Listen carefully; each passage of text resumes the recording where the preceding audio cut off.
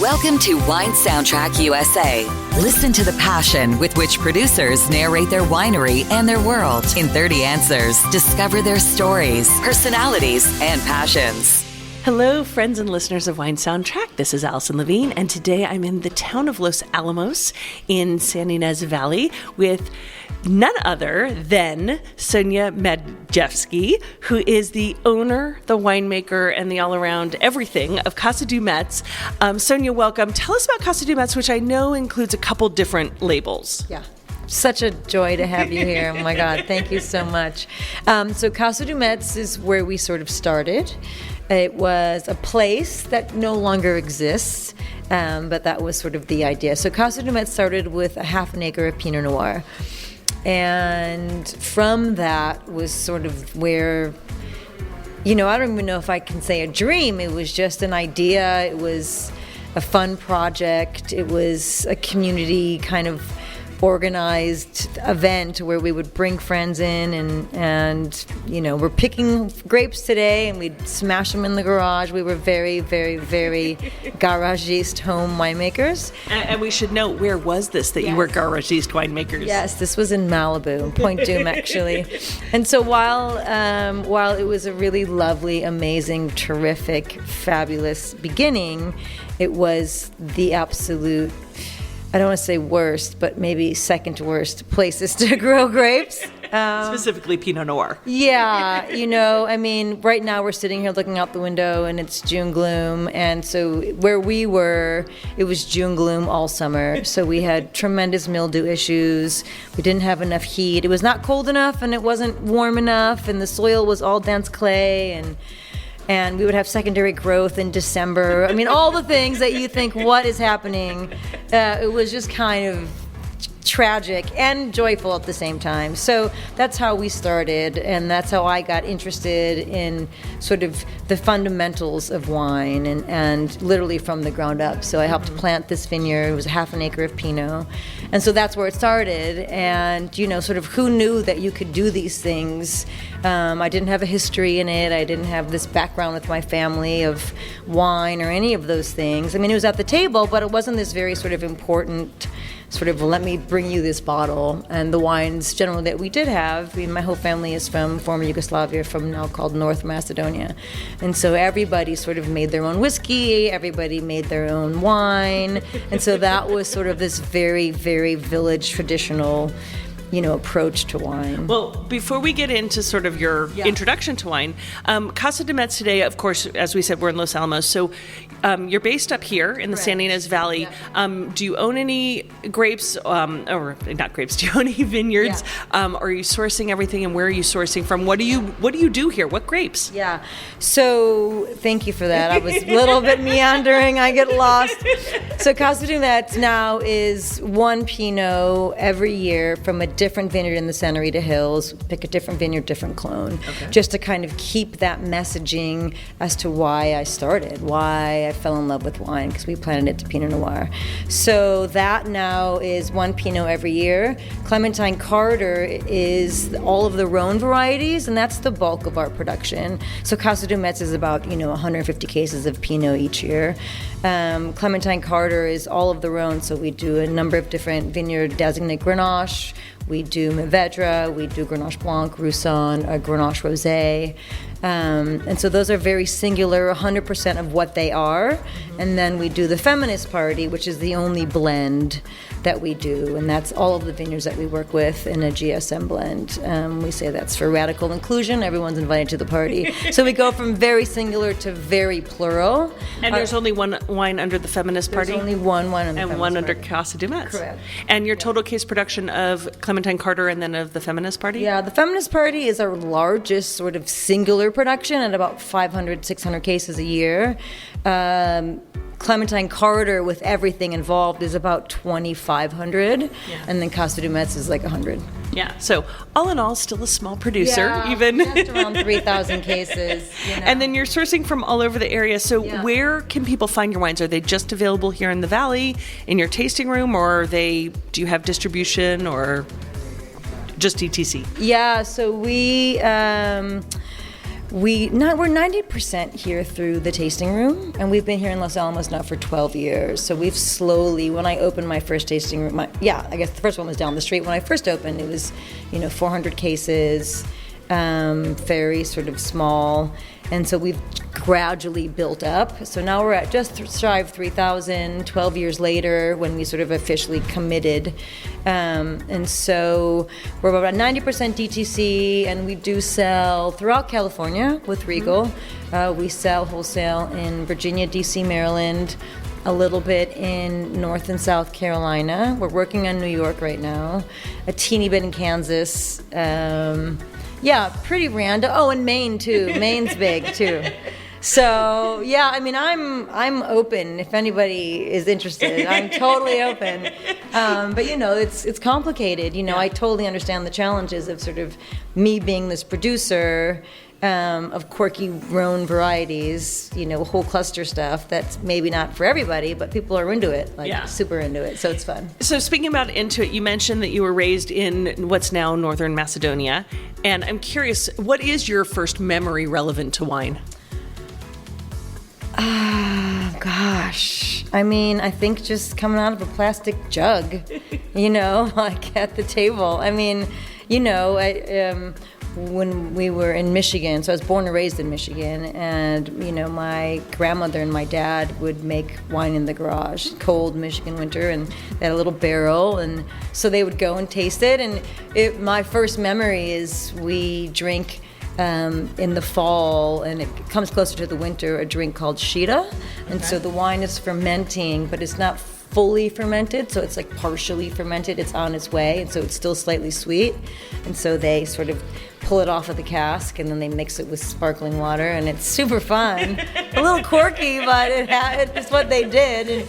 And, then a little whiskey and all that stuff, a little what we call meze platter. So that is definitely my first memory. Wow. And so it's really... That and whiskey. Yeah. It's got to be both homemade, too. So it's, for us, when you bring out the whiskey, when you bring out the wine, it is because you have people over. Mm-hmm. People are coming over, you want to serve them something. And so it really is all about the community and sharing that with them. That's really it. And that's so beautiful. And I feel that way today. We don't make wine in a vacuum. And, right. You have to make what pleases you and what gives you joy and what you want to talk about and philosophically drives you. And ultimately, you have to share it with others. Then it's no fun, right. So you had this dream. You planted Pinot Noir, and obviously something triggered you to plant this vineyard and start making wine. So was there a particular wine, one of those aha moments? Was it prior to making wine, or has it been since that sort of set you on a path or changed your mind view or has just sat with you as like just a super memorable wine you drank? I have to say it happens all the time. I would figure. Like daily, we do staff trainings twice a month here with our team. And sometimes when we'll be going through something and it'll just be so granular, and I'll say, stop, this is like, it's too much. I don't want you to get overwhelmed. And I say, the world of wine is so vast. There's so much to learn. I learn every single day, even though I've been doing this for 20 years, right? It's nonstop, and it's so beautiful.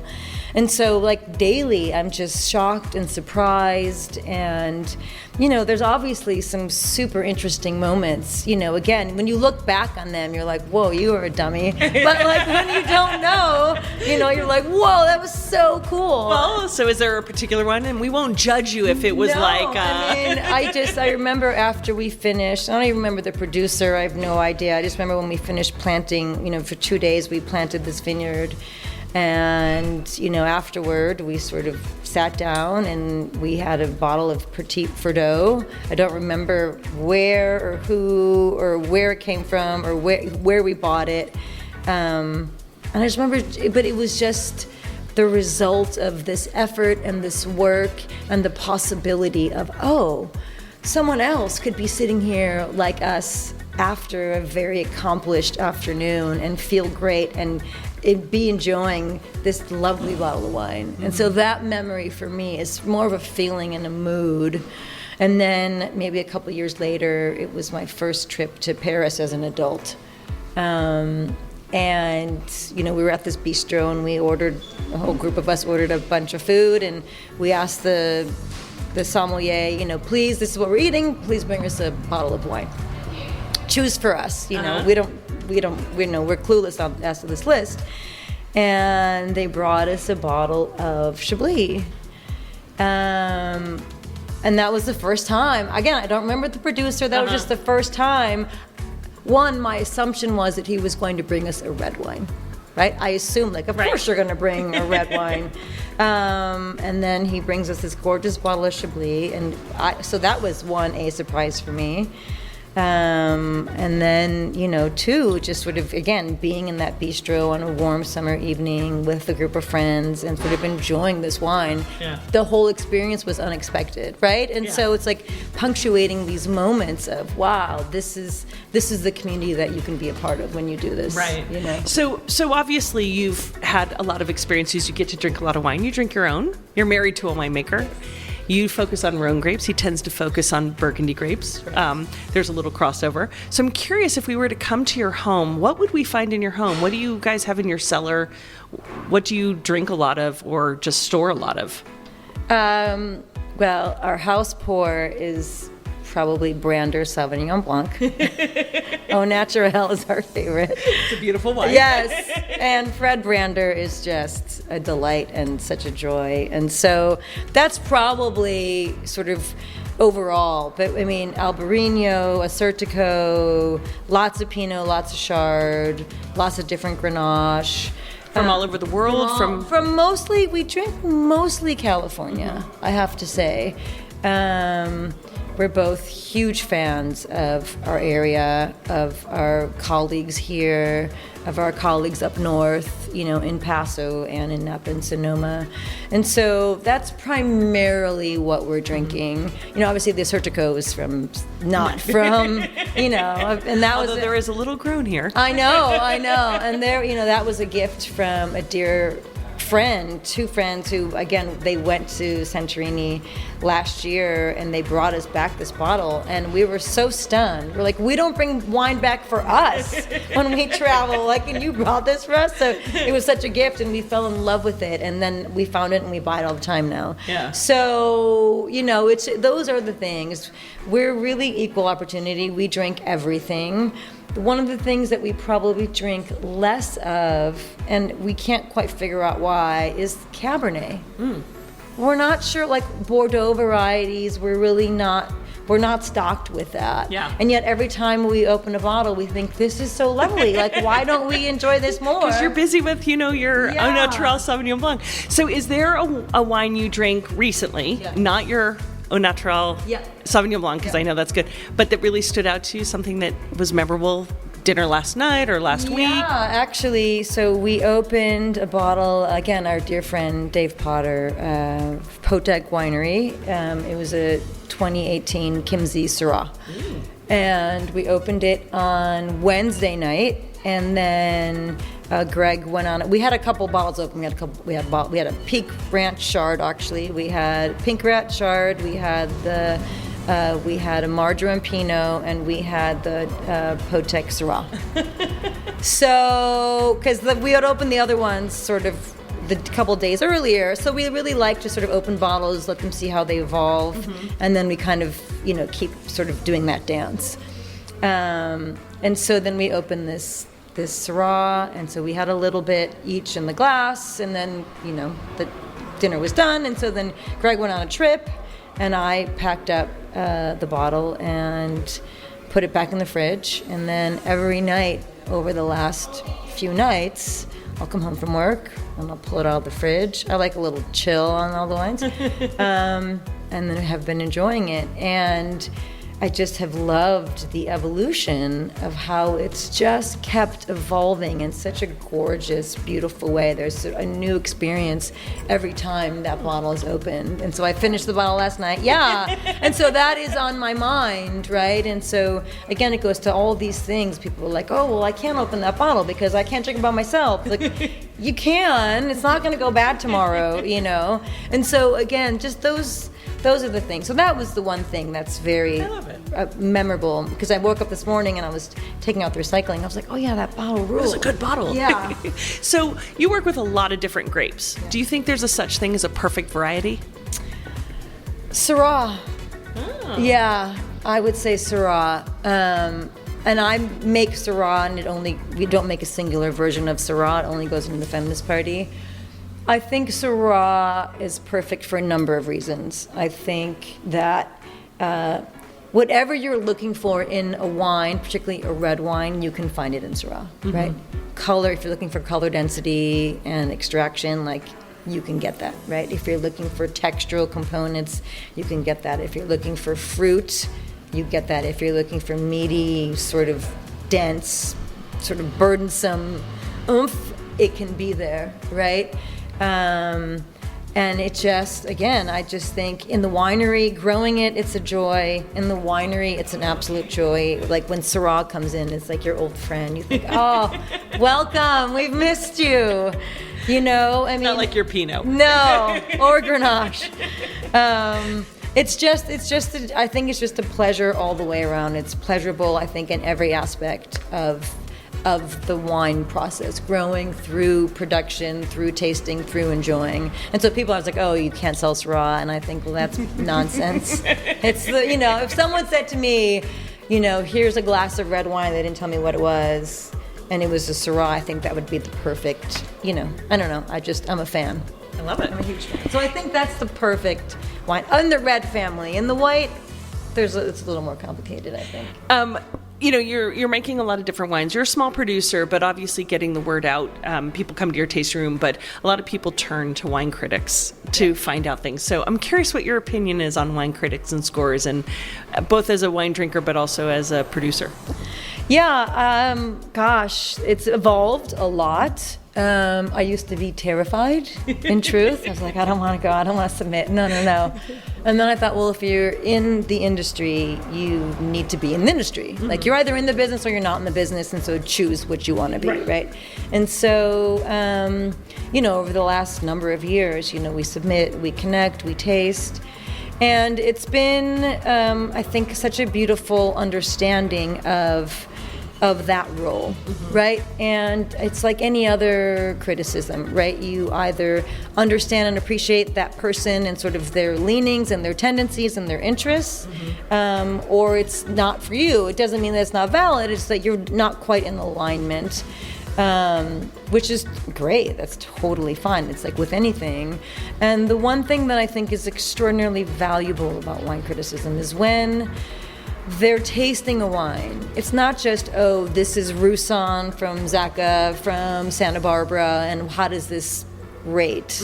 How does this feel? What's the emotion? What's the texture? What's the flavor? Like, what's happening in this bottle?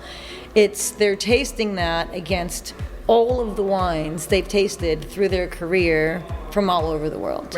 Right?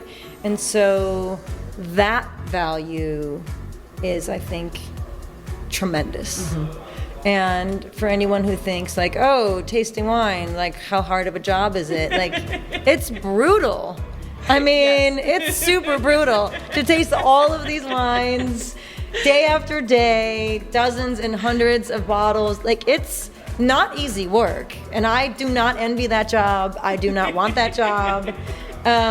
You do enough tasting, I'm sure, when you're doing blending trials and throughout the season. And that's exhausting, So, again, I definitely honor it. I think it's very, very valuable.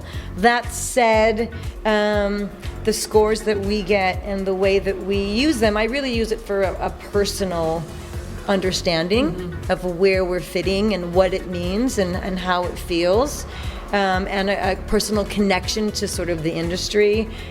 We don't plaster scores. One thing is that I want each consumer, our goal is I want each consumer to feel that they personally can make their own decision on how they feel about these wines. And one, I also don't, I don't want them to be clouded by, oh, this must be better because A, it's more expensive, or B, it got a better score, because then that suddenly means, oh, well, the other one is not good. Right, and it's not a lesser than. Yeah, and so that I just don't want to sort of add more stress to the messaging. Which there's plenty. Yeah, so people for some reason just are still so intimidated with wine, and it's, it's sort of unfortunate. I don't know why. People are like, well, it is intimidating. And I think, well, our goal is we spend every waking moment thinking about the vineyards we're working with and how we're farming and what we're doing and when's the sun going to come out and, all of these things. How is the season progressing, and connecting with our growers and visiting vineyards and sort of navigating experiments, and then sort of in the winery and, what are we going to do? How are we going to approach it? But all of that stuff, I hope is just, all of that hard work, I hope is just evident in the bottle. And so if you want to know about anything, we're happy to sort of give you all the information. We also don't want to lead with, right, we did this and this was happening and we pulled, leaves on XYZ. Like I just, But basically it's in the bottle. Do you like it? Do you not like it? So that leads me to my very quick question. Yes. Still or sparkling? Sparkling, yeah. Oh my God, people make fun of me. So we, next door we have the beer room, and we do wine retail, we do beer retail, and I have a pretty okay, for our size, I have a pretty decent sparkling section, and people are like, really? You don't make sparkling? I'm like, yeah, but I love it. So I stock it on the shelves, and I think I only stock what I love, and if no one buys it, I take it home. So there you go. Pretty nice. Sparkling for sure. Sparkling over still, but for still, red, white, or rosé? White. White? Yeah. Yeah, definitely I like it. white. So now you make, a variety of wines. You were talking about the style of wines that you make, and I'm curious how you approach pairing these wines with food. They are food-friendly wines. I've had the pleasure of tasting many of them. But do you think that there are rules to follow? Are there rules you follow or guidelines that you can suggest, or you just have wines open in the fridge and you take them out and that's what it is? Yeah, I don't follow any rules, and I'm sure people who know me will not be surprised by that. Also, I appreciate the rules that are followed, right? So I'm not here to sort of say yes or no. Again, I feel like it is part of that one intimidation factor. Well, how should I do this? Mm-hmm. When should I open it? Why should I do this? What should I pair it with? How long should I hold it? And that answer is totally subjective, right? So I'm a vegetarian. I love cheese. I love eggs. I love fresh vegetables. I love green herbs. I love fennel. I love artichoke. All these things like, oh, you can't pair it with. Well, sure you can, blue cheese, right? I mean, all of these things that we think are pretty complicated to pair with. And I just think if there's joy involved in the dish, there's going to be joy involved in the beverage. And so, I don't have any hard and fast rules. And I appreciate them, right? If suddenly, you're coming over and we're making steak, right? Because that's your favorite thing. I'm definitely not going to, pour you Gewürztraminer, right? But see, deep down there are some rules involved there. Well, or guidelines. Well, guidelines also because I want everything to feel good to you, and I want it to make sense. Right, a synergy in it. Yeah. So for someone who hasn't had the pleasure to taste your wines yet, what do you think they're missing out on? Oh gosh, that's a fun question. I think the lightness of being, our goal is always aromatics, lift, texture. I think they're sort of defy what you would see on the page versus what's in the glass. Like an initial perception versus what actually appears. Again, those are real goals, and we want it to sort of, our whole goal is purity of flavor. That's why we do all of our sort of single varieties. I want to know what a Roussanne tastes like. I don't want to know what a Roussanne blend tastes like, right?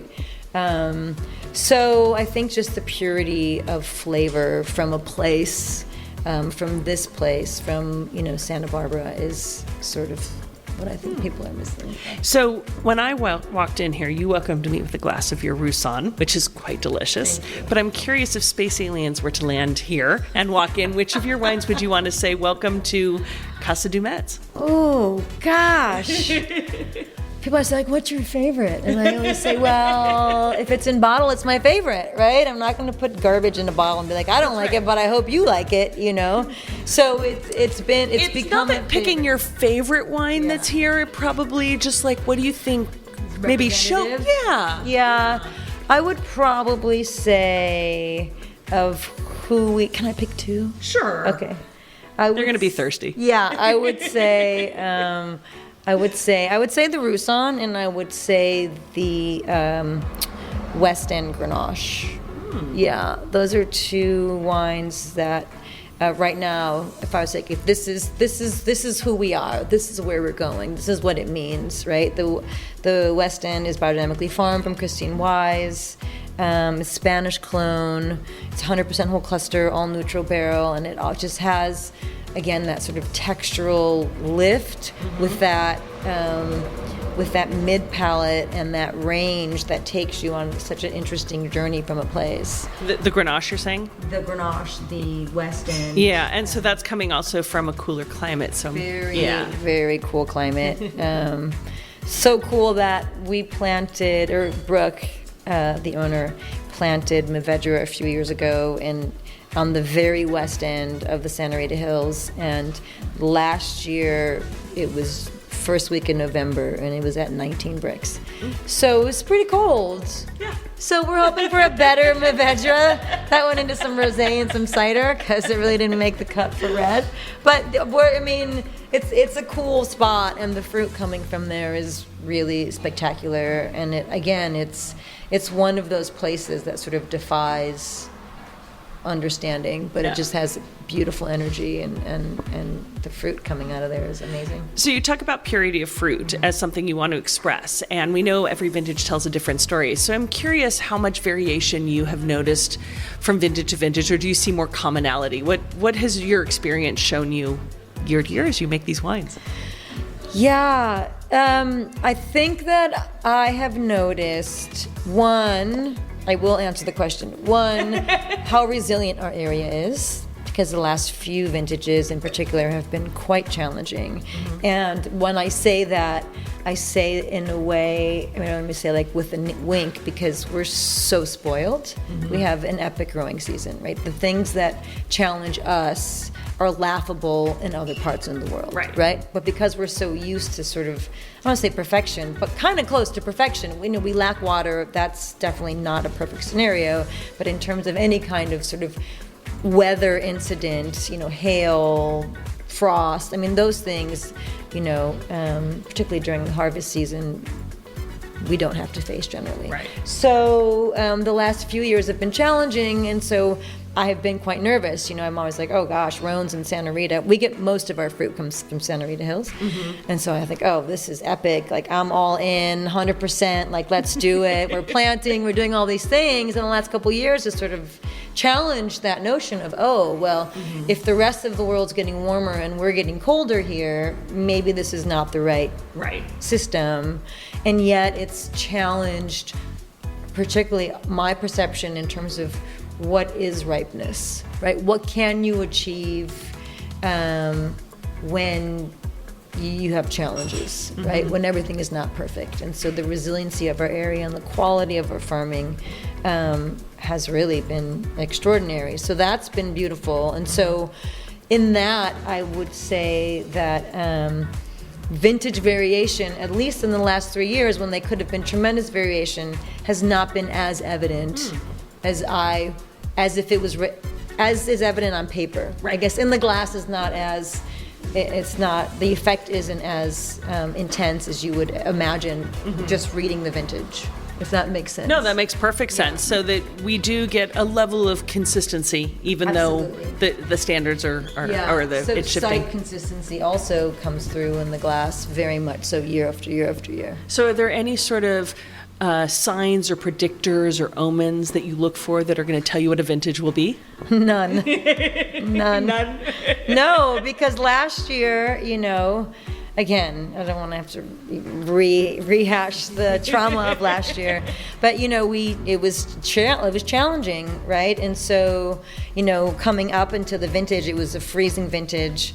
And so we were like, okay, we're going to ripen anything. And then we had this crazy heat dome, and things got ripe, but in a kind of an odd way. And yet the vintage was really beautiful. Yeah. Like really beautiful. And I personally was very surprised at how lovely the wines turned out. And that has nothing to do with me. It's not like, oh God, I made these right decisions. Like, I'm not saying that I had anything to do with it, but just sort of, again, the resiliency of the area and what it can do. So again, that marker, I would have been like, oh, this is going to be no marker. And it was really lovely. And so this year, right, it's been very cold again. And lots of rain. Lots of rain, which has been wonderful. But now we have all this growth, and we need some heat to sort of boost it forward, get some nice fruit sets. So I know you don't own your own vineyards, but you visit the vineyards that you source from. And I'm curious if you ever talk to the vines, especially now with everything. Are you telling them to do you encourage them along? Do you speak to them? Or maybe when they're in barrel, cox them along? No and yes. I think no and yes, right? Like when it's just that idea of, paying attention and being present and being really mindful. One of the things that I always look for, one, in working with growers, which is why I work with the growers that I work with, is the overall system, right? So how are we treating the overall system? My goal is always to do the least amount of work and get the most amount out, right?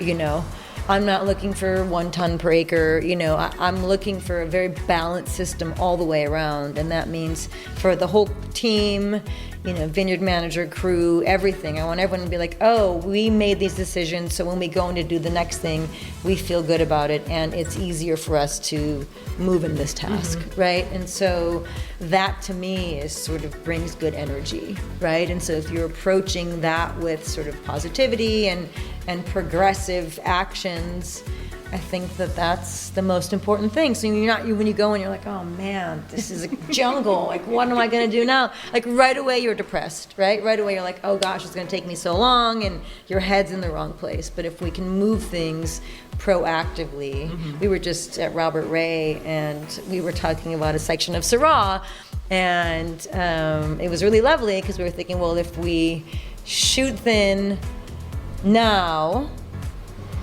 is that going to affect the vine? And we were talking about it emotionally. And I said, well, let's do a happiness trial. I said, let's pick one row at the end of our section of Syrah. Let's shoot thin now, or we'll shoot thin after fruit set. Because we were like, okay, if the vine is giving all this energy and giving all this growth and nourishing the clusters, are we interrupting it by making little minor tears, right? And so I don't know. So we thought, okay, that's going to be our happiness trial. Again, for some, they might be like rolling their eyes and thinking that's such bullshit, but I don't know. That's what we think about, right? Well, you said you like to put good energy in, so I'm wondering, are there any sort of good luck rituals that you have at the start of harvest for yourself or your team? No. You're sort of always prepared, You're just sort of always sort of ready and on board, and it's always a surprise, but you're sort of always ready for it. Like if harvest started tomorrow, I'd be like, okay, this is what we're doing. We're in, Again, because we're always thinking about it, right. And so we don't have any ceremonies or champagne at the first. No. It's always good luck, I think. Yeah. So before you were talking to vines and, making wine and doing all these things, I mean, when you were a little girl, what did you want to be when you grew up? And I know you had another career. You were a journalist, right? Yeah, no, and I still love journalism. I mean, one of the main things, maybe to the chagrin of many people who hung out with me, is I'm extraordinarily curious, almost too curious. And so if I get you in a corner, like, I'm going to ask you a million questions and you can't escape. And I don't mean to trap you. I'm just so curious that I just want to know. So journalism is still, very, very, very, very, very valuable to me. And so when I first opened the tasting room 12 years ago, I thought, I'm never going to write again. I don't have time. And so now, I've been doing projects with Edible Santa Barbara, and I do some writing on my own. Again, because it's such a personal fulfillment. As you know, as you understand, right, that sort of that thing. You're writing an article and you're talking to people and they're answering your questions, and the synapses are moving, and it feeds me in such a different way. And also, people always say, well, how can you go from journalism to wine? And I say, it's the same thing, right? We're just working in a different medium, and you should be able to read the vintage in the bottle based on what happened and where we worked and whose hands touched it and decisions that we made. Like, it should all be evident there. We can tell you the story, and it should be obvious. So that's sort of our way, But yeah, I mean, those two are very much in alignment. The one thing about journalism is, you write a story, you put it out there, and then you have no idea who saw it, what happened, did it touch anybody, did it not, did it just get tossed or deleted or whatever. And with wine, I get to see people consume it. We get to engage with it together. That's a whole different pleasure. And a huge, I don't know, that's the high, That's the hit where you're like, oh, now I'm connected, That's also the trouble, because you think, oh, it's just going to keep me coming back more and again and again and again. You need that high again, Yeah. So when you're not working, how do you like to spend your free time? Or do you have free time? It's not that I don't have free time. I'm not that good at taking it and enjoying it. As a sole-funded self-proprietor, it's challenging for me to just say, for these 3 days, I'm just going to go hiking, And it's extraordinarily important for you to do that, right? Right. It's just me that has the challenge of being like, just take it off and don't open the email and don't. One of the things that I've been doing lately that has been kind of emotionally positive is I'll get up. I always have a workout in the morning. That's like my mental health check. And so instead of going right to the computer and checking emails and doing all of that, I start to cook. I'll make something. I'll make cookies, or I'll make lunch, or I'll make something pre-planned for dinner. And that's been sort of a gentler way to kind of enter. And then I'm like, okay, and then I can go to the office, and so a little me time. Yeah, definitely. I'm trying to take it in micro doses, but it won't last very long. It's a phase, I'm sure. So when you're not planning me time, I know you plan romantic time. So I'm curious with sort of, you guys, you said this, you guys like to taste lots of different wines. You like to enjoy wine. You obviously make very different wines in terms of great varieties. Yeah. So what sort of wines do you open to set a romantic mood? Sparkling. Of course. Yeah. Whatever's left in the store. Yeah. No, we buy a bunch too, and I'll bring, every time we get a new shipment, I'm like, I gotta bring it home. It's definitely sparkling. One of the things that, regardless of how hectic and busy that we are, the thing that we always do is we come home and we sit, we make dinner, we open a glass of wine, and we just spend time together. There's no TV, there's no pot, it's just us and a little music, And so we get to download and share, and people say, you talk about wine all the time? I'm like, yeah, we do. But it's not like, oh, what was the pH and what was the whatever, what was the tannin level? It's how it feels. Totally. Like you said at the very beginning, it's about a time and a place, not so much about the producer. Yeah, because we're in it all the time, and if you don't talk about it, then that's how you spent your day, It's your life. So it's, it's super hard, to not talk about it, Yeah. I love you. Absolutely. But that's sparkling is definitely the way to set the mood. And so now when you look back at your career, I mean, or in your life, and we're given advice all the time from different people, teachers and parents and colleagues and mentors. I'm curious, is there a piece of advice someone gave you? It's somewhere along the way that your work ethic, your carry through life, how you live, what is it? Two very, very prominent things that I always sort of reference. One, my dad, who was just here, who was saying goodbye, just walked out. As he walked out. Yes, my dear. He should have stayed to hear this. I know. He knows it. I've told him many times. I work with my family. They help me all the time. They're amazing. My brother's my right hand. My dad is now our dishwasher since he's retired. He can't stay at home. And our gardener. It's such a delight. But when I was, growing up, we had a Baskin-Robbins ice cream store, for 30 years. And, being a kid, you want to go to work with your parents. And I remember maybe being like 5 or 6, just head over the counter. And it was an evening, and I was with my dad, and a gentleman came in and ordered a sundae or whatever, and I was just watching, and my dad was giving back the change, and he said, "Do you want to do it?" And I said, "Yeah." And so I put the change in my hand, and the man outstretched his arm, and I dropped the change, and he said, "Thank you," looking at me, down. And I looked at him, and I said, "You're welcome." And my dad shot me a look, piercing look. Again, I'm tiny, and he said, "Not you're welcome, thank you." And it just hit me. I was like, "Oh yeah, that's right. You can go anywhere to get ice cream, but you came here to get ice cream. Right. So thank you for coming in." And that has been, I always say, everybody that walks in the door is a miracle. They can go anywhere. And if they're walking in this door, it's a miracle that they took the time, they parked, they chose to walk in, whether they came in on their own volition or someone recommended them. We need to honor that gift. So that's the first one. I love it. Yeah, I mean, it's true.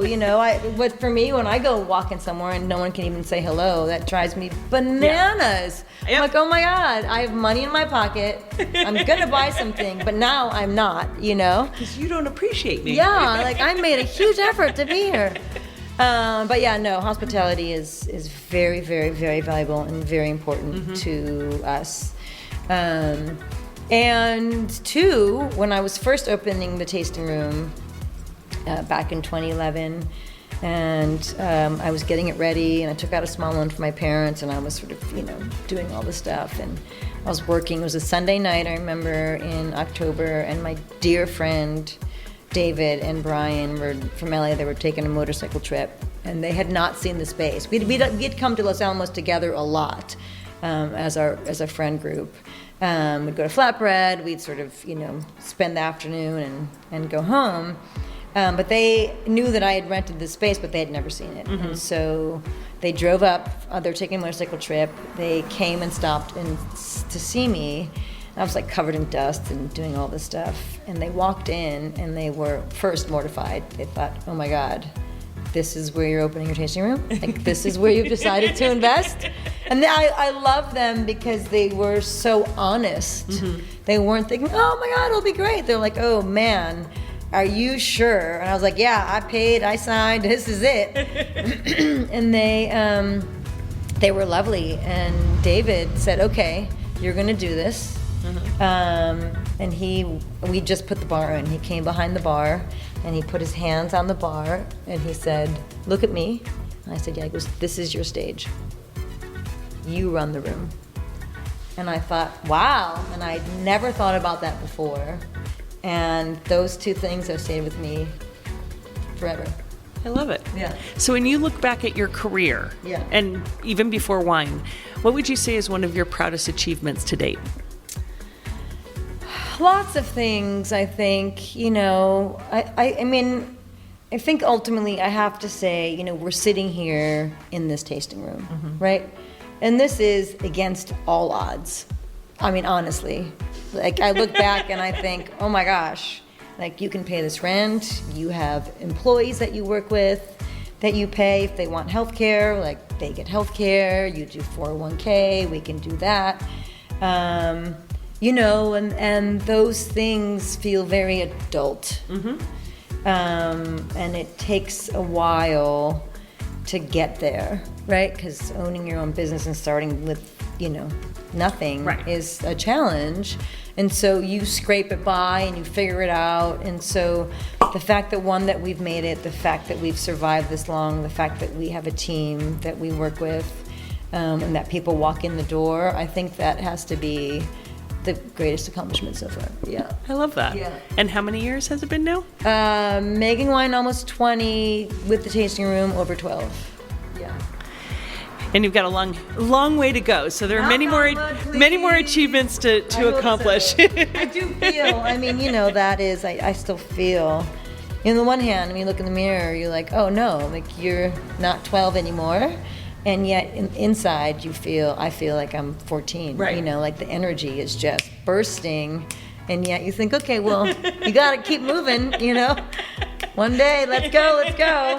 So maybe that's why I have trouble sort of just not doing something, because I think, well, time, it keeps ticking, Yeah. When am I going to do this? There's just so much to do. There's so much to do. I used to think that we could do it all. Now I know that we can't do it all, but we can try, So imagine that we're sitting here at a table. Yeah. We've got your wines on the table, but there's an empty seat next to you.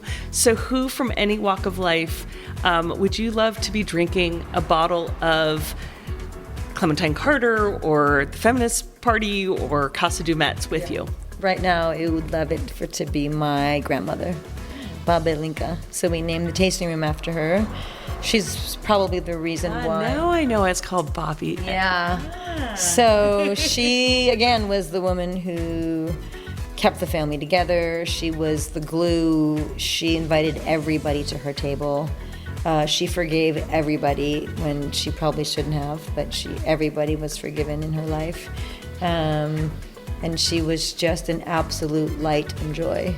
And so she passed away in summer of 2011. And her sort of funeral, I was working, and I took 2 weeks off, and I went back to Michigan. I was with family, and because she was a huge part of my life. And that sort of severance from your everyday life to sort of a different reality suddenly, I realized, well, what are you doing, right? You're waiting tables, you're making wine, you're writing, you're kind of running all over the place, but where's your focus? And that's when I decided, okay, you need to open the tasting room. You need to commit to something, you need to not be afraid, and you need to do it.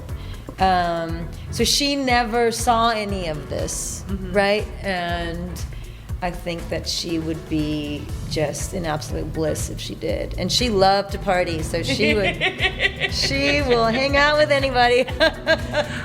Well, then complete this sentence for me. Okay. A table without wine is like?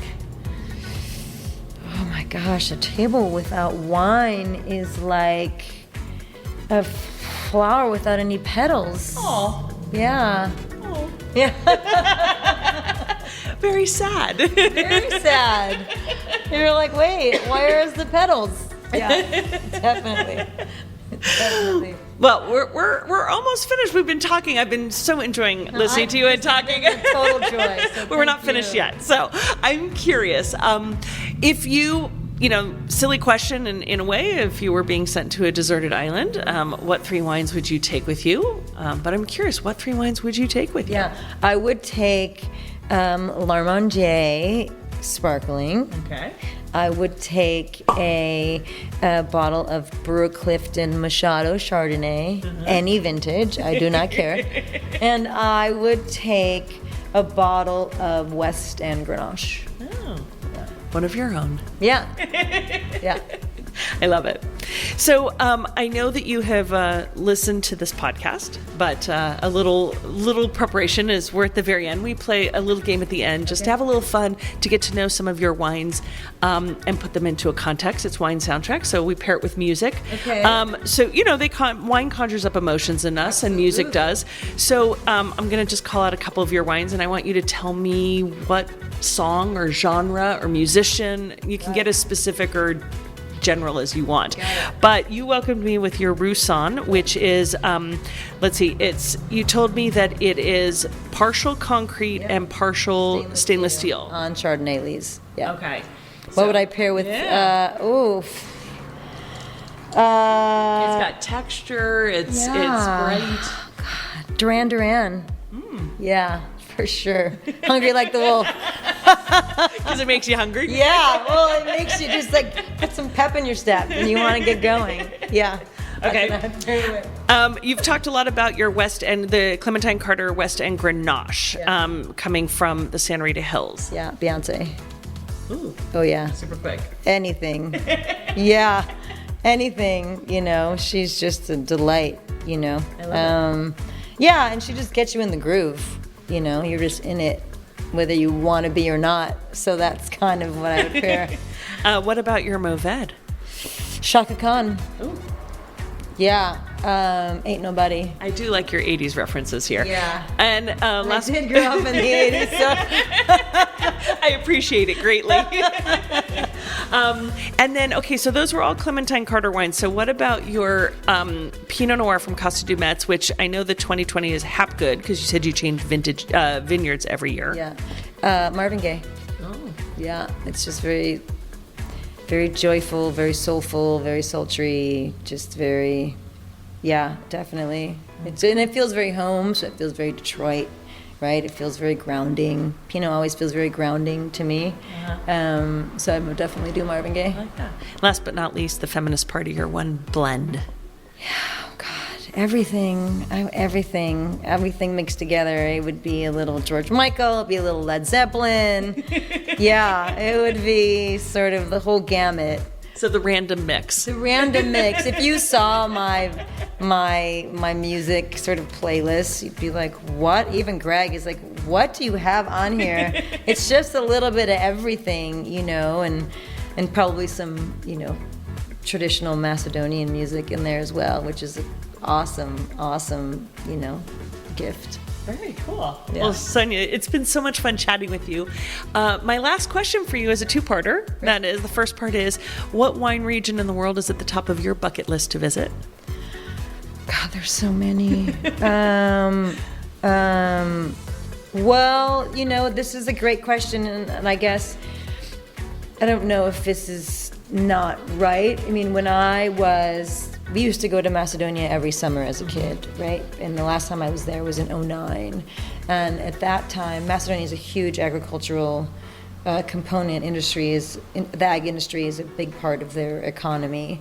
And, since sort of became its own country, the whole structure of wine has shifted. So it was less about sort of bulk selling out of country and a lot of now sort of homegrown vintners, tasting rooms, experiences, hotels, all of that. So it's on the list, on the immediate list, to go back with the new frame of reference and understand what's happening here and taste the wines and talk to winemakers and walk the roads, because it didn't happen. I did that a little bit on my last trip, but not really sort of as immersive as I would have liked. So that for sure. And then Champagne, I've never been. Yeah, for as much as my love. But there's also I'd love to go to Santorini. I'd love to go to, so everywhere. Sardinia. I'm just enamored with wine. I'm enamored with the sense of place, right? I love that we taste the landscape, right? That's the most important to me. Like when you're opening a bottle of wine, you're tasting a landscape in a moment in time that will never be recreated, right? And that magic to me, that's why I love being transported. I want to go oh, that feels like that place. I understand now what that means. Which is why, even though I make a blend, it's not my favorite. As soon as I hear a blend of, and I'm like, no, I wanted something else. Again, that's my own thing.